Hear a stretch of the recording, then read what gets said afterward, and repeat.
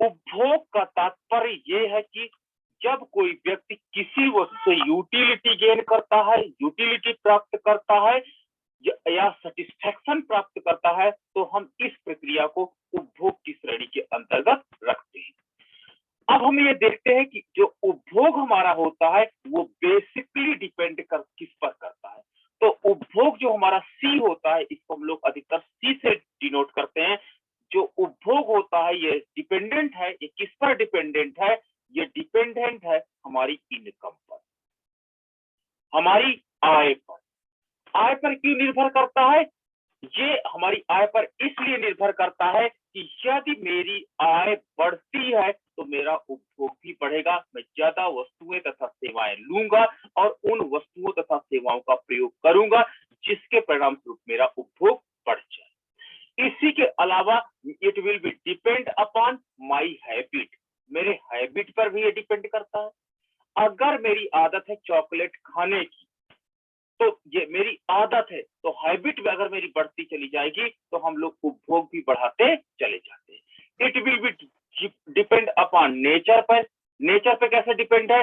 मान लीजिए आप ऐसे एरिया में जहां ठंड ज्यादा है तो आप चाय या कॉफी का उपभोग बढ़ा देते हैं, लेकिन अगर गर्मी का महीना है तो आप उपभोग की मात्रा को नहीं बढ़ाते हैं।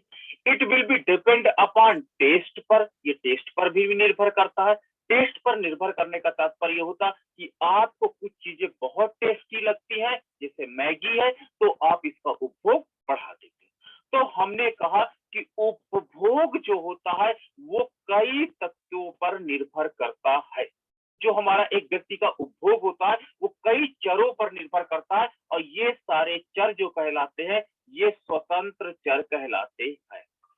ये स्वतंत्र चर कहलाते हैं, अर्थात इनमें ऑटोमेटिक परिवर्तन हो सकता है, स्वतंत्र रूप से परिवर्तन होता है, जिसके परिणाम स्वरूप आश्रित चर में परिवर्तन होता है। जिसके परिणाम स्वरूप आश्रित चर में परिवर्तन होता है। तो जब अर्थव्यवस्था में इन चरों में धनात्मक दिशा में परिवर्तन होता है तो हम देखते हैं कि आश्रित चर में भी धनात्मक दिशा में परिवर्तन होता है, अर्थात दोनों के बीच में धनात्मक का संबंध पाया जाता है। अब हम बाई सुविधा के लिए ये सारे चरों को स्थिर कर देते हैं, और केवल हम मानते हैं कि आय जो होती है वो किसी व्यक्ति की आय उसके उपभोग को निर्धारित करती है। हमने अन्य तत्वों को स्थिर कर दिया। तो यहाँ पर स्वतंत्र चर क्या हो जाता है? Income. Income will be independent variable and consumption will be dependent variable. जब किसी व्यक्ति की आय बढ़ती है तो हम देखते हैं उस व्यक्ति का उपभोग भी बढ़ जाता है, और जब किसी व्यक्ति की आय घटती है तो हम देखते हैं कि उसका उपभोग भी घट जाता है।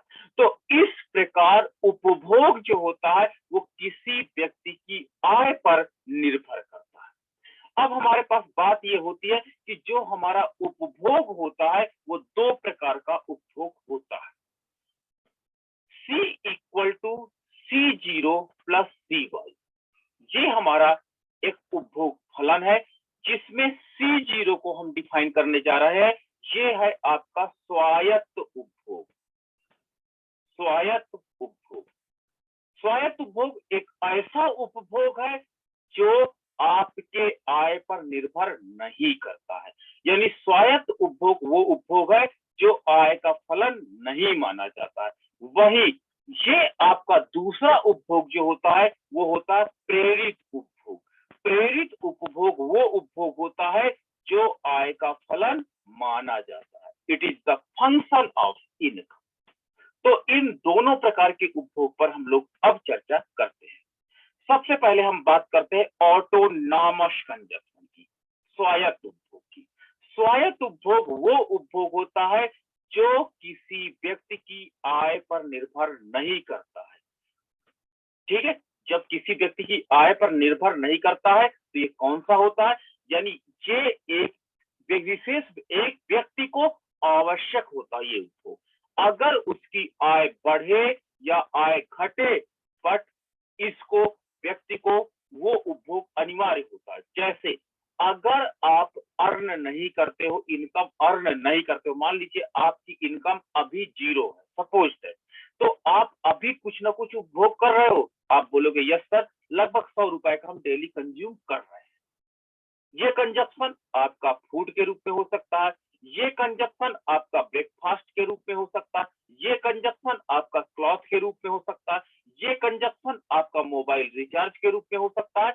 जो आपका वेरी इंपॉर्टेंट है आपको अपने जीवन स्तर को बनाए रखने के लिए, जीवन स्तर या जीवन निर्वाह को बनाए रखने के लिए आवश्यक होता है। एक व्यक्ति जिसके परिवार में कुछ भी इनकम नहीं होती, इनकम शून्य होती है, वो परिवार जो उपभोग करता है वो उपभोग को हम लोग स्वायत्त उपभोग की संज्ञा देते हैं। तो स्वायत्त उपभोग किसी व्यक्ति को अपना जीवन जीने के लिए अनिवार्य है।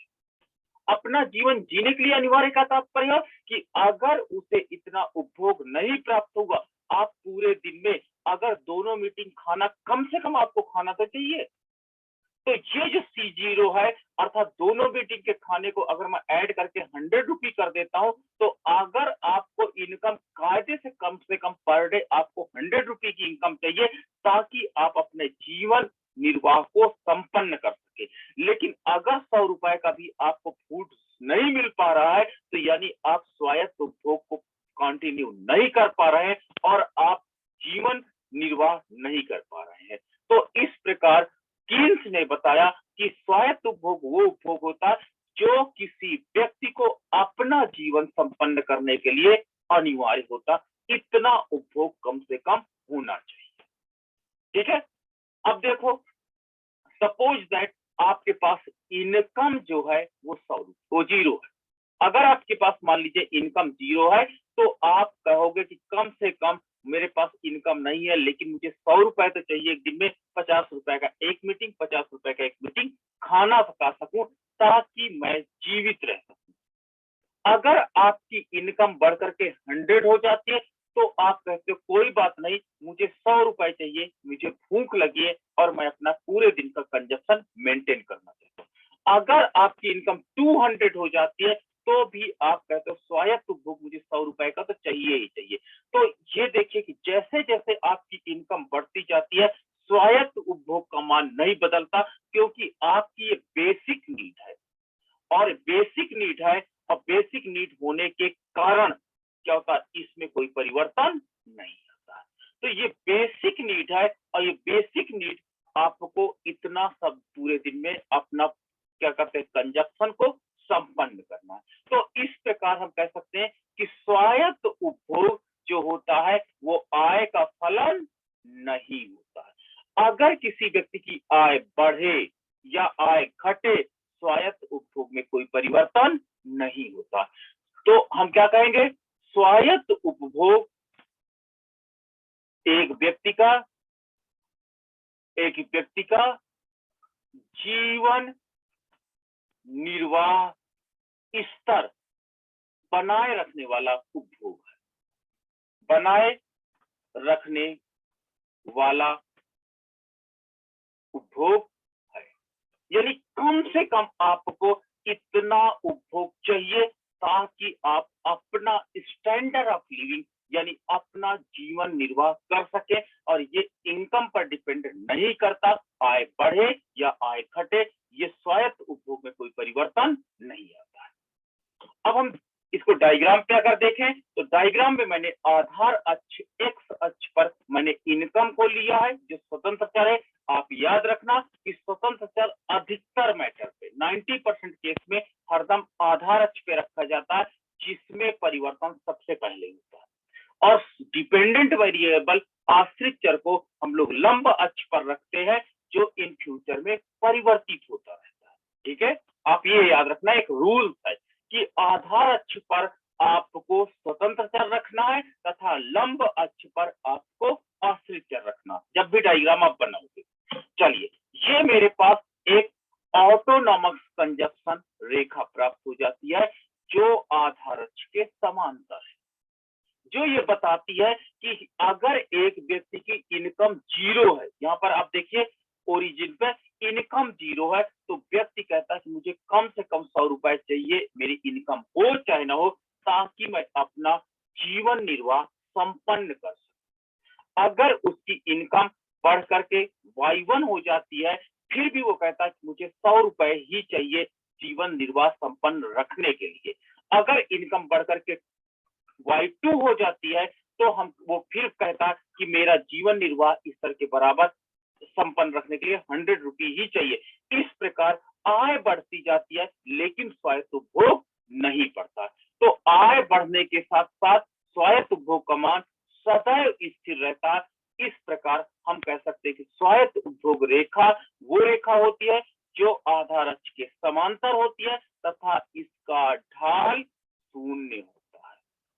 आप देख सकते हो फ्लैट है, ढाल कोई ढाल नहीं है, ढाल शून्य है। तो इस प्रकार स्वायत्त उपभोग रेखा वो रेखा होती है जिसका ढाल शून्य होता है। अब हमारे पास दूसरी बात आती है प्रेरित उपभोग की। तो प्रेरित उपभोग जो होता है, इंड्यूस्ड कंजप्शन जो होता है, प्रेरित उपभोग जो होता है, वो उपभोग देखिए प्रेरित शब्द का प्रयोग किया गया, प्रेरणा मिलती है। प्रेरणा कौन देती है? इनकम।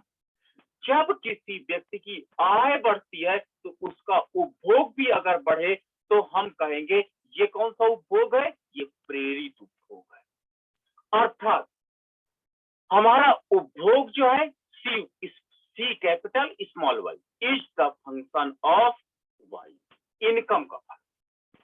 जैसे जैसे किसी व्यक्ति की इनकम बढ़ती चली जाती है उसके द्वारा किया गया उपभोग भी बढ़ता चला जाता है, और जैसे जैसे इनकम घटती चली जाती है उसका उपभोग भी घटता चला जाता है। तो इस प्रकार अगर किसी व्यक्ति की आय में परिवर्तन होता चला जाता है तो उसका उपभोग भी परिवर्तित होता चला जाता है, और आय में यदि कमी होती चली जाती है तो उपभोग में भी कमी होती चली जाती है। अगर आपको कहीं ऐसा बिहेवियर दिखाई पड़े तो आप समझ जाना ये प्रेरित उपभोग है, प्रेरित उपभोग है। आपने देखा होगा कि अगर आपको डेली 100 रुपए मिलता है तो आप ऑटोनोमस कंजप्शन को मेंटेन रखते हैं, लेकिन अगर आपकी इनकम बढ़ने लगती है तो आप उपभोग का स्तर भी बढ़ाने लगते हैं। आप अपने कपड़े खरीदने लगते हैं, अपने शूज खरीदने लगते हैं, अपने मोबाइल फोन को, यहाँ तक कि अगर इनकम आपकी और ज्यादा बढ़ जाती है तो आपके पास ऑलरेडी एक मोबाइल फोन होता है फिर भी आप दूसरा मोबाइल फोन खरीदते हैं। आपके पास एक लैपटॉप होता है फिर भी आप जानबूझ करके ये प्रूफ कर देते हैं कि ये लैपटॉप मेरे यूज का नहीं है, दूसरा लैपटॉप लेते हैं। आपके पास ऑलरेडी 10 सेट कपड़े हैं फिर भी आप 11 सेट कपड़े लेते हैं। आप बर्थडे नॉर्मल ना बना करके एक रेस्टोरेंट में मनाते हैं, फिर बाद में जाकर के जब आपकी इनकम और इम्प्रूव होती है तो आप रिसोर्ट में मनाते हैं, फिर बड़े बड़े विला में मनाते हैं। मतलब जैसे जैसे इनकम बढ़ती जाती है लोगों का कंजप्शन नेचर, उपभोग की प्रवृत्ति बदलती जाती है अर्थात बढ़ती चली जाती है। अगर मुझे कहीं ऐसा रिजल्ट मिलता है तो इसे हम लोग प्रेरित उपभोग की संज्ञा देते हैं। तो प्रेरित उपभोग वो उपभोग होता है जो किसी व्यक्ति की आय पर निर्भर करता है, और अगर आय बढ़ती चली गई तो उसका उपभोग भी लगातार बढ़ता चला जाएगा। चलिए ये आप टेबल से देख लीजिए। ये टेबल हमें बताती है कि जब किसी व्यक्ति का आय 0 है तो प्रेरित प्रेरित उपभोग का मान जो होता है वो 0 होता है। आय 0 होने पर प्रेरित उपभोग का मान 0 होता है, ये याद रखिएगा। जब आपकी इनकम बढ़ करके 100 हो जाती है, जब आपकी इनकम बढ़ करके 100 हो जाती है तो आपने उसका 50% कंज्यूम कर दिया, तुरंत खा गए, और 50% आपने मान के चलिए गुल्लक में डाल दिए, तो 50 रुपए आपका इंड्यूस कंजप्शन है। जब आपकी इनकम बढ़ करके 200 हो जाती है तो आपका प्रेरित उपभोग बढ़ करके 100 हो जाता है। जब आपका इनकम बढ़ करके 300 हो जाती है तो आपका उपभोग जो होता है वो बढ़ा करके आप 150 कर देते। जब आपका इनकम बढ़ करके 400 हो जाती है तो आप क्या करते हैं, 200 रुपए का कंज्यूम कर जाते हैं और 200 रुपए आप बचा लेते हैं। तो इस प्रकार आप देख सकते हो यहाँ पर कि जैसे जैसे आपकी इनकम बढ़ती चली गई है उसके परिणाम स्वरूप आपका उपभोग भी लगातार बढ़ता चला गया है, और जैसे जैसे इनकम घटती जाती है तो व्यक्ति का उपभोग भी घटता चला जाता। इस प्रकार आय तथा उपभोग के बीच धनात्मक तथा समानुपाती संबंध पाया गया। यहाँ पर समानुपाती है। देखिए, आप अपनी इनकम का 50% कंज्यूम कर रहे हैं और 50% आप हर जगह सेविंग कर रहे हैं। आप ध्यान से देखिएगा ये टेबल में, ठीक है। आप क्या करते हैं, इनकम अगर आपकी 300 है तो 150 का आप कंज्यूम कर लेते हैं और 150 रुपए आप बचा लेते हैं। तो इसीलिए मैंने यहाँ पे वर्ड यूज किया समानुपाती, धनात्मक तथा समानुपाती पाया जाता है, ठीक है। आय तथा उपभोग के बीच the relationship of consumption and income that is positive and proportionate, ठीक है। अगर मैं इसको डायग्राम में प्लॉट करता हूं तो मुझे कुछ इस प्रकार की रेखा प्राप्त होती है। एक लीनियर कंजप्शन फंक्शन प्राप्त होता है, रैखिक उपभोग फलन प्राप्त होता है, जो ये बताती है कि अर्थव्यवस्था में यदि किसी व्यक्ति की आय 0 है तो उसका उपभोग 0 होगा। कौन सा? प्रेरित उपभोग। मैं अभी बात कर रहा हूं केवल प्रेरित उपभोग की, कुल उपभोग की हम लोग बात नहीं कर रहे हैं। जब किसी व्यक्ति का आय 0 होता है तो उसका प्रेरित उपभोग 0 होता है। जब आय बढ़कर के Y1 हो जाती है तो उसका प्रेरित उपभोग बढ़कर के Y1A हो जाता है। देखिए उपभोग कितना बड़ा। जब उसकी इनकम और बढ़कर के Y2 हो जाती है तो उसके परिणाम स्वरूप उसका उपभोग बढ़कर के कितना हो जाता है? Y2B या OB। ये कर लो। जब उसका आय बढ़कर के Y3 हो जाती है तो उसका उपभोग बढ़कर के Y3C हो जाती है। और जब उसका क्या कहते हैं इनकम और बढ़ती है तो उपभोग भी और बढ़ता चला जाता है। तो इस प्रकार हमने देखा कि प्रेरित जो उपभोग है वो आय पर निर्भर करता है। आय बढ़ती है तो प्रेरित उपभोग का मान भी लगातार बढ़ता चला जाता है। ये रिजल्ट हमने प्राप्त किए। चलिए अब हमने क्या देखा कि हमने स्वायत्त उपभोग देखा C0, हमने देखा प्रेरित उपभोग CY। स्वायत्त उपभोग आय का फलन नहीं है, CY आय का फलन है, अर्थात ये आय पर निर्भर करता है प्रेरित उपभोग। लेकिन स्वायत्त उपभोग किसी व्यक्ति को जीवन निर्वाह के लिए अनिवार्य होता है, ये आय पे निर्भर नहीं करता है। इन दोनों उपभोग को मिला दो तो आप कुल उपभोग प्राप्त कर लोगे। यू कैन काउंट द, क्या करते हो, you can count the total consumption, अर्थात टोटल कंजप्शन जो हमारा होगा वो वास्तव में स्वायत्त उपभोग तथा प्रेरित उपभोग के योग से प्राप्त होता है, वो स्वायत्त कंजप्शन कहलाएगा। तो इस प्रकार वो टोटल कंजप्शन कहलाएगा। इस प्रकार सी आपको रिप्रेजेंट करता है टोटल कंजप्शन को, आपका C0 रिप्रेजेंट करता है ऑटोनॉमस कंजप्शन को, AC जो आप कह सकते हो, और small c and capital Y represent करता है इंड्यूस्ड कंजप्शन को, प्रेरित उपभोग को। तो इस प्रकार ऑटोनॉमस कंजप्शन, इस प्रकार इंड्यूस्ड कंजप्शन, दोनों को मिला दो, स्वायत्त उपभोग तथा प्रेरित उपभोग को मिला दो तो आपको कुल उपभोग प्राप्त हो जाएगा। चलिए इसका डायग्राम हम प्लॉट करते हैं। तो इसका डायग्राम जब मैंने प्लॉट किया तो मैंने देखा कि कुल उपभोग रेखा जो होती है वो लंब अक्ष से निकलती है, यदि लंब अक्ष से निकलती है, ना कि मूल बिंदु से। क्यों? क्योंकि अर्थव्यवस्था में C equal to C0 plus CY है होता है, और यहाँ पर अगर आपकी इनकम 0 है तो आपको इतना कम से कम चाहिए उपभोग ताकि आप अपने स्वायत्त उपभोग को, अपने जीवन निर्वाह को मेंटेन कर सके। अगर आपकी इनकम 0 भी है तो ये स्वायत्त उपभोग के बराबर पार्ट से हमारी अगली कुल उपभोग रेखा निकलती है।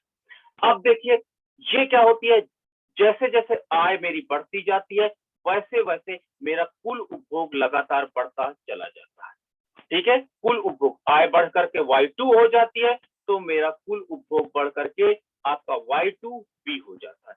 जब मेरी इनकम बढ़ करके Y3 हो जाती है तो हमारे पास Y3 होने से इनकम, हमारे पास कुल उपभोग Y3C हो जाती है। तो इस प्रकार प्रोफेसर कीन्स ने कहा कि जैसे जैसे किसी व्यक्ति का आय बढ़ता जाता है उसके परिणाम स्वरूप कुल उपभोग भी बढ़ता चला जाता है।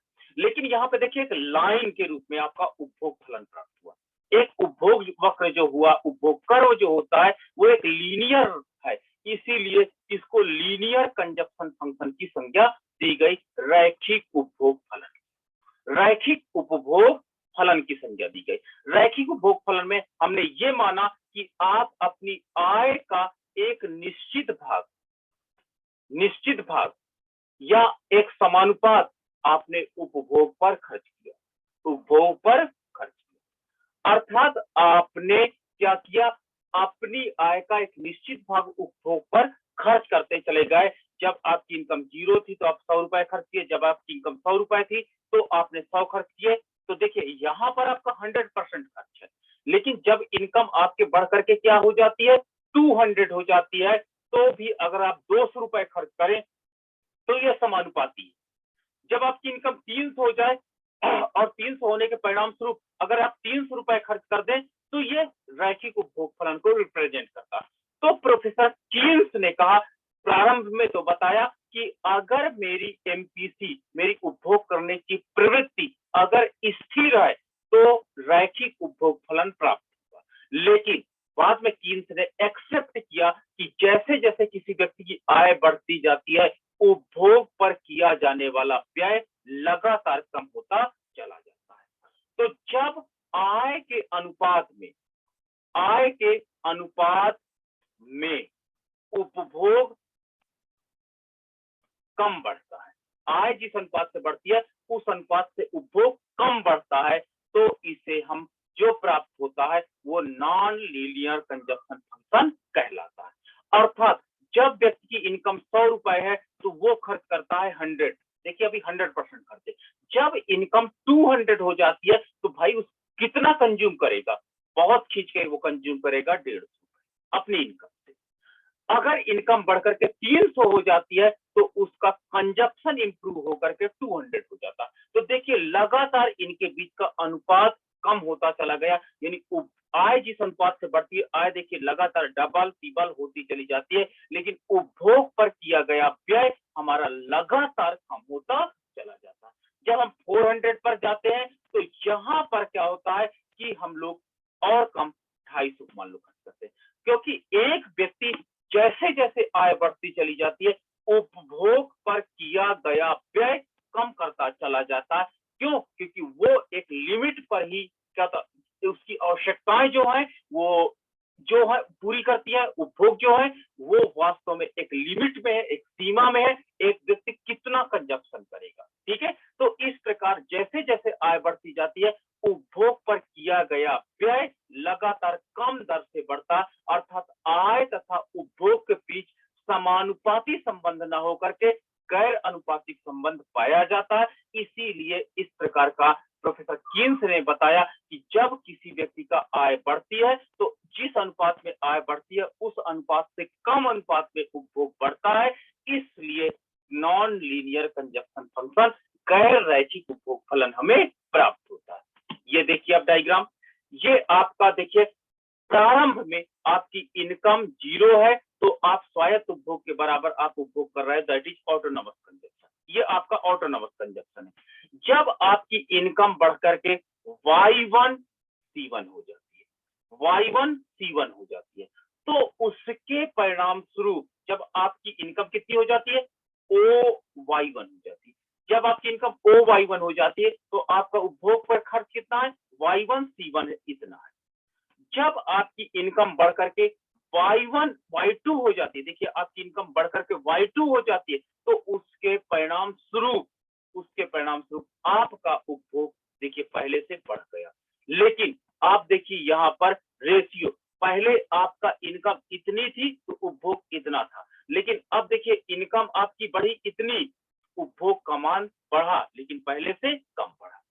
आपकी इनकम बढ़ करके Y3 हो जाती है तो देखिए इनकम फिर से बढ़ी, और इनकम बढ़ने के परिणाम स्वरूप अब देखिए इनकम आपकी कितनी बढ़ी, इतनी, इस रेट पोर्शन के बराबर जो मैं आपको स्लाइड कर रहा हूं, और उपभोग मात्र इतना बढ़ा।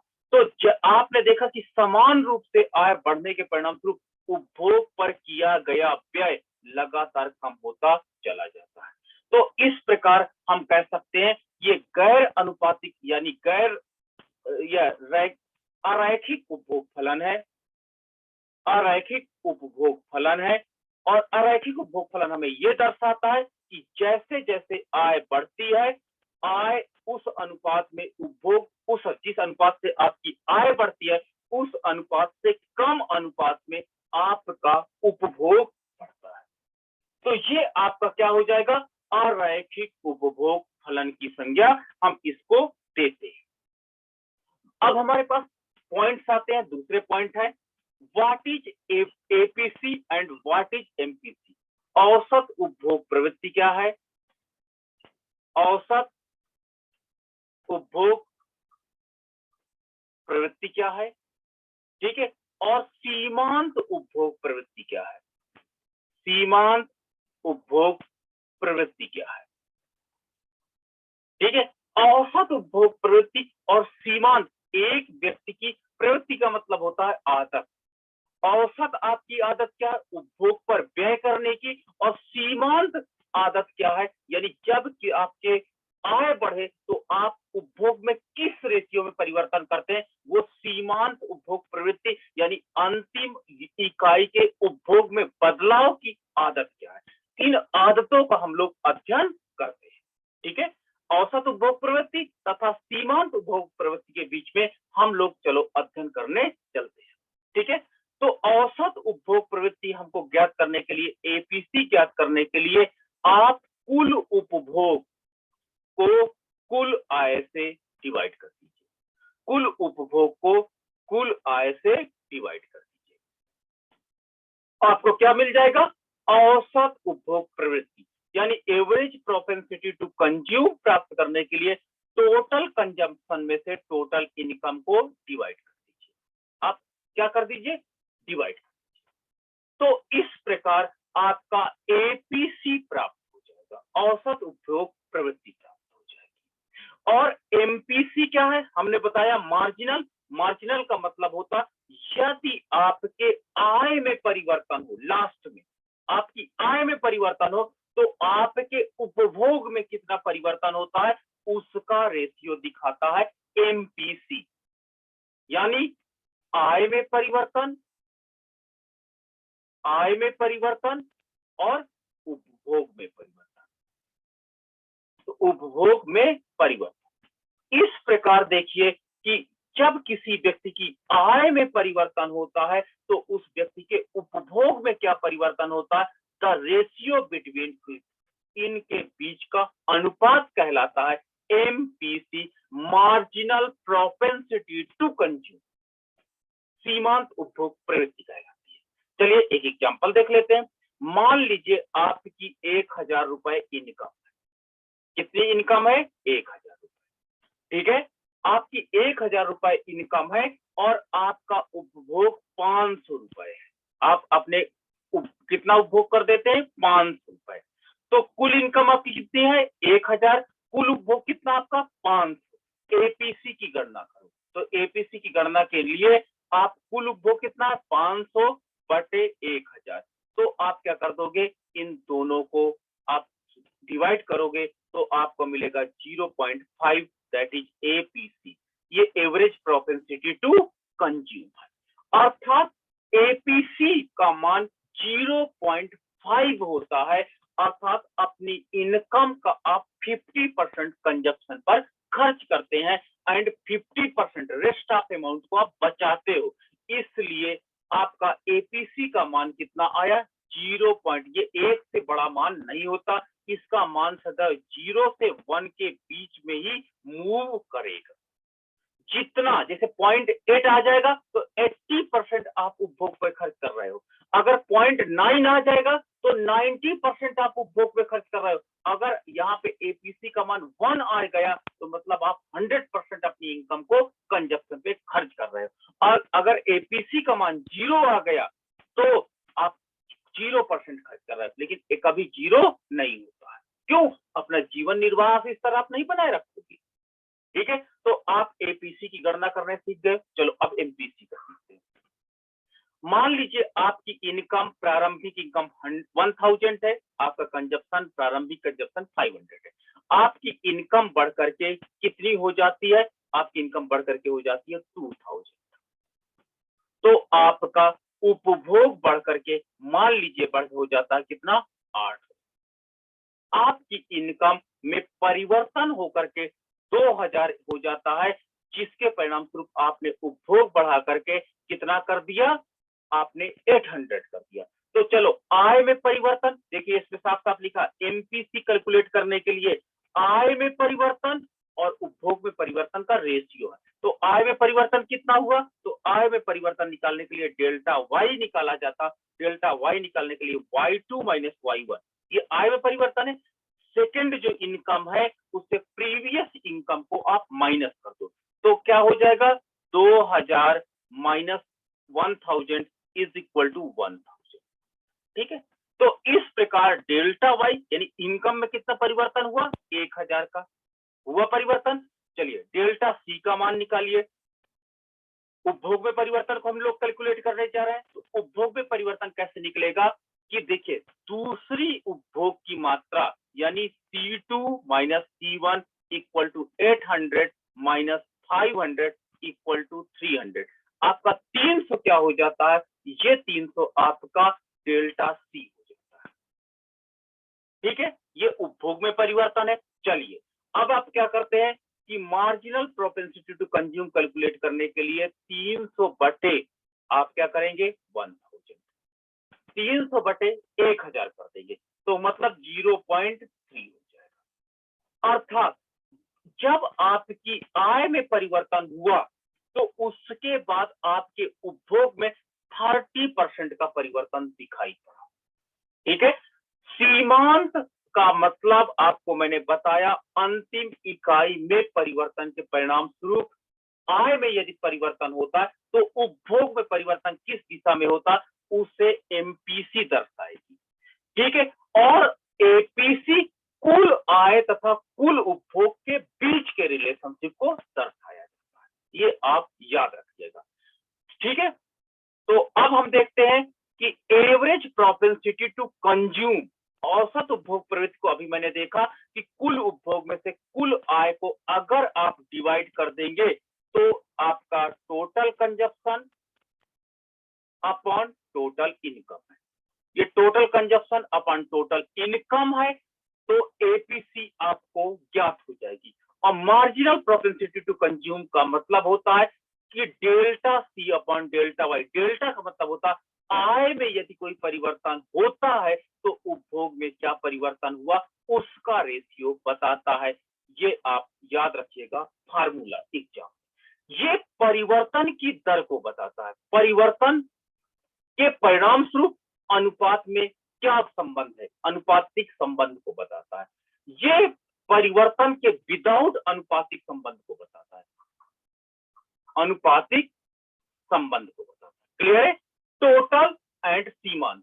तो कहते हैं ना प्रारंभ में आपकी एपीसी बड़ी वो थी, आप साइकिल से चला करते थे, आपकी आय में परिवर्तन हुआ, आप आईएएस अधिकारी बन गए, आपकी मार्जिनल एमपीसी तो कुछ और बता रही है। तो मतलब कहते हैं ना इंसान बदल गया, पहले आपकी उपभोग प्रवृत्ति कम थी, अब उपभोग प्रवृत्ति आपकी अधिक है। तो ये वर्तमान में परिवर्तन के अनुसार आप अपने उपभोग को कैसे एडजस्ट कर रहे हैं दैट रिलेशनशिप को बता रहा है। और ये आपको जो बता रहा है ये बता रहा है रिलेट मतलब टोटल आपका नेचर कंजप्शन नेचर को डिफाइन कर रहा है। दूसरी चीज याद रखना, एपीसी को कैलकुलेट करने के लिए मूल बिंदु से एक रेखा खींच दीजिए डायग्राम में। ये तो आपका मैथमेटिकल है, किसका आपका, आपको डेटा दिया तो डेटा दिया है तो आप कैलकुलेट कर लोगे, लेकिन अगर आपको डायग्राम दिया है तो मूल बिंदु से यदि कोई रेखा अगर आप खींच देंगे जिस पॉइंट पर एपीसी निकालना है तो आपको एपीसी की गणना हो जाएगी। मैं आगे करने जा रहा हूं, तो आप याद रखना एपीसी की गणना करने के लिए मूल बिंदु से एक रेखा खींचनी होगी। ठीक है, और एमपीसी निकालने के लिए कहीं पर भी अगर आपको आए एमपीसी निकालना, चाहे कंजप्शन फंक्शन में, चाहे प्रोडक्शन फंक्शन में, चाहे जहां आ जाए, ठीक है, आप ढाल निकाल लिया करिए, ढाल रेखा खींच दिया करिए, आपको मार्जिनल प्रोपेंसिटी टू कंज्यूम निकल आएगा, क्योंकि परिवर्तन की दर ढाल को रिप्रेजेंट करती है। ठीक है, तो ढाल रेखा आपको ड्रा करना पड़ेगा और यहां पर एपीसी को कैलकुलेट करने के लिए मूल बिंदु से रेखा खींचनी पड़ेगी। क्लियर है, तो चलो अब मैंने 3 प्रकार का कंजप्शन देखा, स्वायत्त कंजप्शन, ऑटोनॉमस कंजप्शन जिसको कहते हैं, आपका प्रेरित कंजप्शन और कुंज कंजप्शन। तीनों कंजप्शन में एपीसी और एमपीसी का क्या स्टेटस है हम आपको दिखा करके बताते हैं, यही एग्जाम में सबसे पूछा जाता है। चलिए, पहला है relationship between APC and MPC. यदि स्वायत्त उपभोग दिया है तो बताइए कितना होगा, एपीसी ज्यादा होगा कि एमपीसी ज्यादा होगा। चलिए हम ए पॉइंट पर बात करते हैं। मान लीजिए आपकी इनकम Y1 है और आपका स्वायत्त उपभोग ए पॉइंट पर है, ठीक है। तो मैंने कहा कि एपीसी की गणना करने के लिए मूल बिंदु से एक रेखा आप खींच देना। इस बिंदु को, जिस बिंदु पे आपको क्या होता निकालना एपीसी, तो उस पॉइंट को मूल बिंदु से आपको जोड़ना होगा, उस बिंदु को आपको मूल बिंदु से जोड़ना होगा। तो ये जो आपकी रेखा मिलेगी ये एपीसी को रिप्रेजेंट करेगी। लो मैंने मिला दिया, तो ये रेखा मेरी क्या है, एपीसी 1, ठीक है। और मैंने कहा ढाल रेखा खींच लेना, तो ढाल रेखा मैंने ये लोग खींची रेड कलर से, ढाल खींची, इस रेखा की ढाल 0 है, तो ये आपको रिप्रेजेंट करती है एमपीसी 1। रिजल्ट क्या मिला कि आप कहोगे ए पॉइंट पर एपीसी का मान, एपीसी 1 का मान एमपीसी 1 के मान से ज्यादा है। क्यों ज्यादा है? क्योंकि एपीसी की ढाल ज्यादा है, एपीसी की ढाल ज्यादा है तथा एमपीसी की ढाल कम है। क्लियर है? ठीक है। दूसरा, जब अगर हमसे कह दिया जाए बी पॉइंट पर चलिए आप निकालिए एपीसी और एमपीसी रिलेशनशिप, तो मैंने क्या किया, इसको भी मूल बिंदु से मिला दिया, मूल बिंदु से मिला दिया, तो एपीसी 2 आ गए 2। और यहां पर एमपीसी मैंने ड्रा किया, तो ये देखिए ढाल रेखा, तो ढाल रेखा आई एमपीसी 2। क्लियर है? तो यहां पर बी पॉइंट पर भी रिजल्ट क्या निकलता है कि APC, average propensity to consume 2 is greater than MPC, निकला रिजल्ट। और तीसरा बिंदु है, तीसरे बिंदु पर भी अगर मैं इस सी पॉइंट पर निकालता हूं एपीसी और एमपीसी का रिलेशनशिप, तो क्या रिजल्ट निकला, यहां पर रिजल्ट निकला कि एपीसी, देखिए मूल बिंदु से मिलाया, तो यहां पर सी पॉइंट पर APC is greater than MPC, यहां पर भी एमपीसी से ये ज्यादा, अगर एमपीसी मैंने ये ढाल देगा।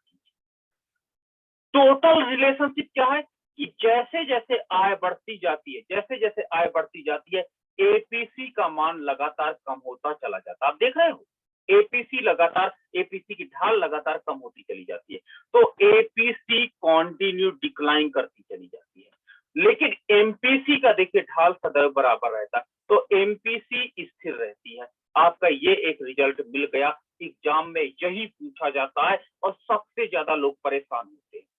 पूछा जाता है एग्जाम में, स्वायत्त उपभोग फलन के अंतर्गत एपीसी लगातार घटती जाती है जबकि एमपीसी स्थिर रहती है, या एपीसी स्थिर रहती है एमपीसी स्थिर रहती है, एपीसी कम होती है। इस तरह के एग्जाम में क्वेश्चन बहुत पूछे जाते हैं। तो आप रिजल्ट याद रखना कि स्वायत्त उपभोग फलन के अंतर्गत एपीसी लगातार घटती चली जाती है लेकिन एमपीसी सदैव स्थिर रहती है, और एपीसी का मान सदैव एमपीसी से अधिक होता है। आपने ये रिजल्ट देखे हैं, ये रिजल्ट याद रखिएगा। चलिए अब प्रेरित उपभोग के अंतर्गत देखते हैं। प्रेरित उपभोग के अंतर्गत हमने बोला क्या कि एपीसी निकालने के लिए आपको मूल बिंदु से रेखा खींचनी पड़ेगी। चलिए, मेरी इनकम Y1, इनकम Y1 है, मुझे ए पॉइंट पर बताइए एपीसी एमपीसी कितनी है। तो मैंने एपीसी के लिए मूल बिंदु से इसको चलो मिला देता हूं, तो लो एपीसी निकल आई मेरी, तो एपीसी 1 ये निकली, ठीक है। और आपने बताया था कि ढाल रेखा अगर खींच देंगे तो ढाल रेखा खींचने से मुझे एमपीसी प्राप्त हो जाएगी, ठीक है। तो यहां पर भी देखिए एपीसी का ढाल, एवरेज प्रोपेंसिटी टू कंज्यूम का ढाल ज्यादा है और एमपीसी का ढाल कम है। तो ए पॉइंट पर APC 1 is greater than MPC 1, ठीक है। आप ये ने देखा, ये रिजल्ट आपने देखा। चलिए बी पॉइंट पर आप देखिए, बी पॉइंट पर अगर आप इसको मूल बिंदु से मिला दीजिए, तो मूल बिंदु से मैंने ये लो मिला दिया, ये रेखा एक मिल गई मूल बिंदु से, तो ये आपकी एपीसी 2 आ गई। और यहां पर भी देखिए एमपीसी का ढाल 0 है, एमपीसी आपका क्या है, एमपीसी 2 जो है वो स्थिर है। तो यहां पर बी पॉइंट पर भी रिजल्ट मुझे क्या मिला APC2 is greater then MPC2। ठीक है, इसी प्रकार थर्ड पॉइंट, तीसरे पॉइंट पर क्या मिलता है कि यहाँ पर जब इसको मैं मूल बिंदु से मिला देता हूं तो ये आपका मिल जाता है APC3 मिल जाता है, और MPC रेखा मैं इसी के ऊपर ढाल खींचता हूं तो ये मिल जाती है MPC3। तो यहाँ पर सी पॉइंट पर भी APC3 is greater then MPC3 प्राप्त। तो इस प्रकार हमने देखा कि APC लगातार घटती चली जाती है और MPC स्थिर रहती है रैखिक उपभोग फलन में। रैखिक उपभोग फलन में, ये रैखिक उपभोग फलन है। एग्जाम में आपका प्रश्न पूछा जाएगा, रैखिक उपभोग फलन में निम्न में से कौन सा संबंध पाया जाता है? पहला ऑप्शन APC MPC के बराबर होती है, दूसरा ऑप्शन APC MPC से सदैव ज्यादा होती है, तीसरा ऑप्शन APC MPC से कम होती है, और चौथा ऑप्शन डी ऑप्शन APC का मान, ठीक है, और इक्वल टू MPC का मान 0 होता। ये क्वेश्चन एग्जाम में आपको पूछे जाते हैं और हम आपको बताएं 90% स्टूडेंट गलत करके चले जाते हैं। 90%। अगर आपको ये रिलेशनशिप प्राप्त हो जाता, देखो आपने देखा बी ऑप्शन ही अभी स्वायत्त उपभोग फलन के अंतर्गत प्राप्त हुआ और प्रेरित स्वायत्त उपभोग के अंतर्गत प्राप्त हुआ और कुल उपभोग के अंतर्गत यही हमको रिलेशनशिप प्राप्त हो रहा कि नहीं हो रहा? तो इस प्रकार APC का मान, एवरेज प्रोपेंसिटी टू कंज्यूम का मान ज्यादा होता है तथा MPC का मान कम होता है। आप दिमाग में बैठा लो। अब कैसे निकलता है मैंने आपको डायग्राम में सिखा दिया, आप लोग लर्न करते हो इसको। ये लर्न करना नहीं है बल्कि यहाँ से आप सीखिए। प्रोफेसर कीन्स ने तीसरा उपभोग फलन बताया, गैर रैखिक उपभोग फलन में बताइए क्या होता है? गैर रैखिक उपभोग फलन में बताइए, गैर रैखिक उपभोग फलन में क्या रिलेशनशिप पाया जाता है? तो गैर रैखिक उपभोग फलन में आप देखते हैं कि जब मेरी इनकम OY1 है तो उसके परिणाम स्वरूप मैं संतुलन बिंदु A पर, ठीक है, इतना मेरा उपभोग है, कितना आपका Y1 A। अब इससे मैंने APC कैलकुलेट करने के लिए मैंने क्या किया? APC कैलकुलेट करने के लिए मैंने इसको मूल बिंदु से मिला दिया आप, क्योंकि मैंने अभी बताया कि APC की गणना करने के लिए आप इसको मूल बिंदु से मिला दीजिए। और यहां पर अगर आप एक ढाल रेखा ड्रा कर दीजिए, स्लोप लाइन ड्रा कर दीजिए, तो आपको क्या मिल जाएगी? MPC के पॉइंट पर आपने एक ढाल रेखा, स्पर्श रेखा आपने खींच दी, तो ये मिल जाएगी। तो यहां पर फिर देखिए कि आपको A पॉइंट पर क्या मिला रिजल्ट कि APC का मान, APC1 का मान ज्यादा है तथा MPC1 का मान कम है। क्लियर है? यहां पर अगर मेरी इनकम बढ़ करके Y2 हो जाती, इनकम Y2 हो जाती है, thus we come at B point, हम B पॉइंट पर आ जाते हैं। अब यहां पर हम मूल बिंदु से मिलाते हैं तो APC मिल जाएगी, तो देखो APC2 हो जाती है। APC2 होने के परिणाम स्वरूप ये आपका क्या हो जाता है? ये आपकी MPC हो जाती है, मार्जिनल प्रोपेंसिटी टू कंज्यूम 2 हो जाती है। तो देखिए MPC का जो स्पर्श रेखा है, इसका जहां पे ढाल ज्यादा है पहले में, अब ढाल शायद कम हुआ है, आपको दिखाई पड़ रहा होगा। इसमें आपको बाइक या मोटरसाइकिल या साइकिल चढ़ाना पड़े तो इसमें कम मेहनत लगेगी, अर्थात MPC का ढाल पहले से कम हुआ। तो B पॉइंट पर लेकिन अभी भी APC का ढाल जो है वो MPC के ढाल से क्या है? ज्यादा है। देखिए APC का ढाल ज्यादा है और MPC का ढाल कम। और इसी प्रकार तीसरे पॉइंट पर को अगर हम मूल बिंदु से मिला देते हैं, तो तीसरे पॉइंट को जब मूल बिंदु से मिलाते हैं तो हम देखते हैं कि APC3 is greater then MPC हो जाता है, और यहां पर भी ढाल रेखा कम। तो गैर रैखिक उपभोग फलन में आपने देखा कि APC का मान लगातार घटता चला जाता है, साथ ही साथ MPC का मान भी लगातार घटता चला जाता है, MPC का मान भी लगातार घटता चला जाता है, लेकिन APC सदैव MPC से ज्यादा होती है। आपको ये रिजल्ट याद रखना पड़ेगा। IAS में एक बार ये क्वेश्चन पूछा गया, गैर रैखिक उपभोग फलन में APC तथा MPC के बीच में क्या संबंध पाया जाता है?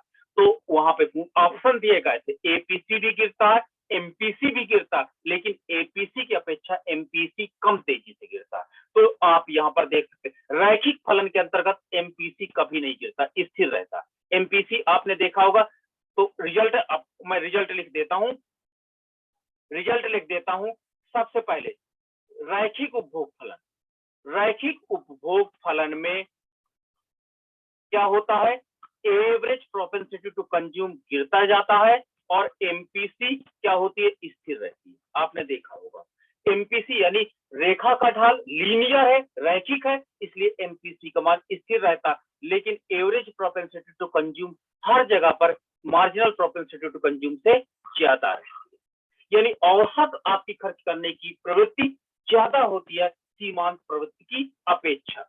उसी प्रकार आप देख सकते हो कि गैर रैखिक उपभोग फलन में गैर रैखिक जो ज्यादा अप्लाइड है लाइफ में, रैखिक उपभोग फलन में एपीसी का मान एमपीसी के मान से ज्यादा होता है।